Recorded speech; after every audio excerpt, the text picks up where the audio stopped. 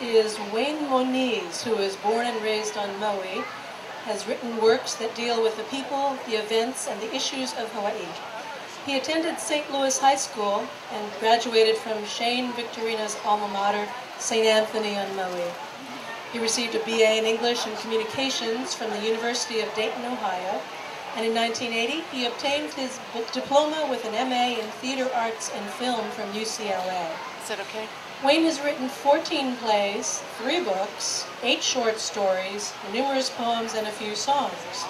Dubbed the Dean of Maui Playwrights by the Maui News, the former Maui Teacher of the Year received the Cades Award for Literature in 2005. His latest book, out 1 week, here, entitled Under Maui Skies and Other Stories, contains 7 tales of the Valley Isle in 7 genres, 7 time periods, and 7 Maui locations. Wayne Moniz.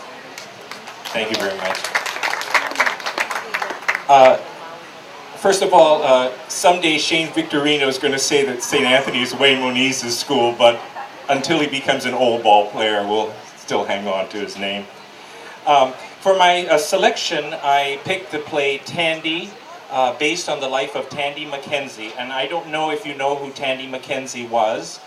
If you're like me, somebody approached me and said, would you write about the life of Tandy Mackenzie? And I said, who the heck is Tandy Mackenzie? And I was pretty ignorant on it. But as I delved into his life, I found out the story of a fascinating native son and also a tragic one later on in his life.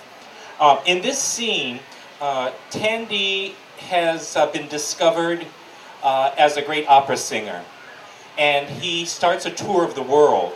But every summer he comes home and he does performances of operatic pieces here in Hawaii, here in Honolulu as well as Maui.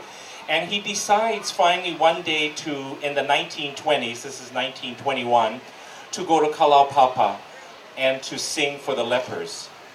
And he's pretty apprehensive about it, and this is the scene as he arrives down in Kalaupapa.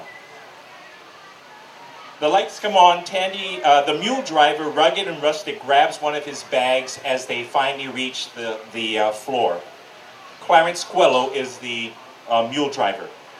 Hey, wait over here. Let me go get some men for help you bring the bags. He shouts off stage. Ui, aikane, ui. He crosses the stage, and Mr. McVeigh, the superintendent of Kalaupapa, approaches.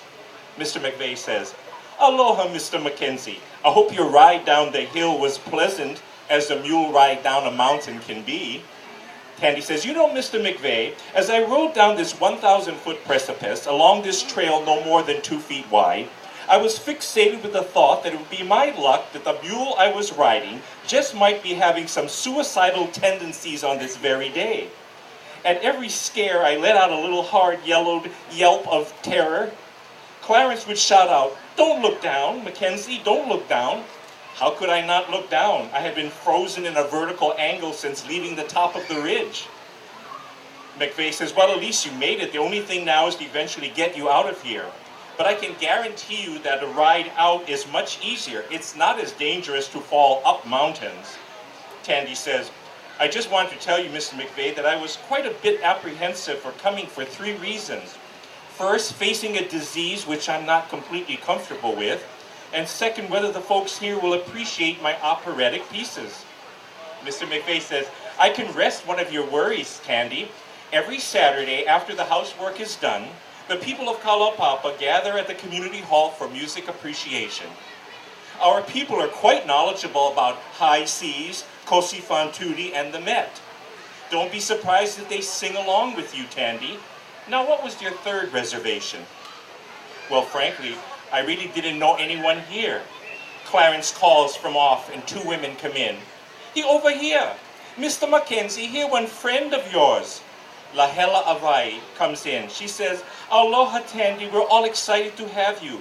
Tandy, not believing his eyes, kisses her, realizing all of a sudden what he's done. The fear, though, dissipates.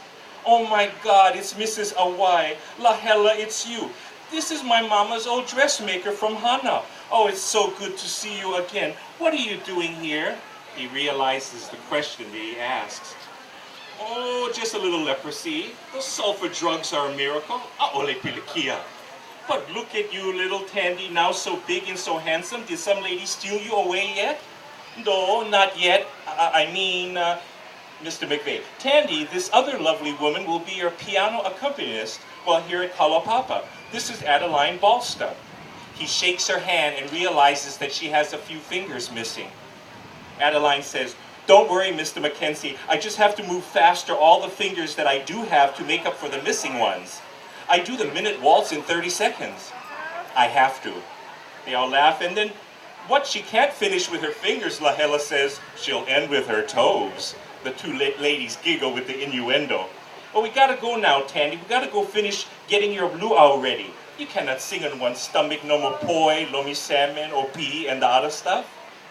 When you power wash up, I can meet you at the community hall for practice, okay?" "Okay, Adeline." "Well, I go and see you," Clarence says. "I see you guys later. Gotta go feed the boys." Tandy says, "Thanks." And then he says to Mr. McVeigh, "What's that church in the distance?" "That's the Siloam Church. It was built in 1886 and named after the spring of Siloam. Do you remember your Bible, Tandy?" "I do, Mr. McVeigh. It was the spring of the scriptures that healed people, especially lepers." Mr. McVeigh says, "There are all different kinds of lepers in life, as you know, Tandy.